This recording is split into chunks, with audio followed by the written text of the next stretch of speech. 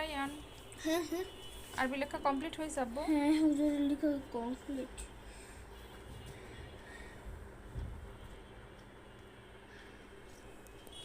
আচ্ছা, হুজুর তো এখন তোমাকে কিছু রুলস শেখাচ্ছে না আব্বু? হ্যাঁ তোমাকে মাকে একটু শোনাও তো রুলসগুলো। আচ্ছা জিজ্ঞেস করো। আচ্ছা, প্রথমে আমাকে ওয়াজিব গুন্নাটা বলো তো। ওয়াজিব গুনাহ, ওয়াজিব গুনাহ হলো হরকতের বামে নুনে বাবি মে তাসজিদ হইলে ওয়াজিব গুনাহ গুনাহ করে পড়তে হয়। মদের হরফ কয়টি? মদের হরফ 3টি। কি কি বলো তো? জবরে বম্বাসি খালি আলিফ, জেরে বম্বাই জজমলা ইয়া, পেশে বম্বাই জজমলা ওয়াও। কি বলে এদেরকে? মদের হরফ মধ্যে তবে 21 শ্রেণী পড়তে হয়। লিনের হরফ কয়টি? লিনের হরফ 2টি। কি কি?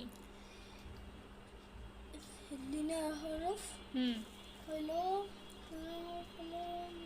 2টি, তো হবে হলো জবরে বাম্পাই জজমলা ইয়া, জবরে বাম্পাই জজমলা ওয়াও। এগুলোকে কি বলে? লিনের হরফ কিভাবে পড়তে হয়? তাড়াতাড়ি জানিয়ে পড়তে হয়। আচ্ছা, কলকলা হরফ কয়টি? কলকলা হরফ 5টি। কি কি? কফ তো বা জিম দাল। কিভাবে পড়তে হয়? এগুলি এগুলি পড়তে হয় হলো